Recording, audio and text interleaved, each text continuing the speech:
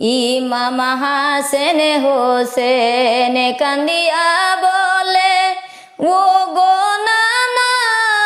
উঠো না, একবার ওইটা কথা কও না, দিলি কলি যায় মানে না, একবার ওইটা কথা কও না, দিলি কলি যায় মানে না। নানা তুমি কেমন কইরা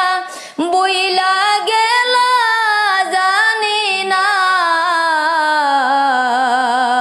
তোমার কথা মনে পড়লে সইতে আমরা পারি না, তোমার কথা মনে পড়লে সইতে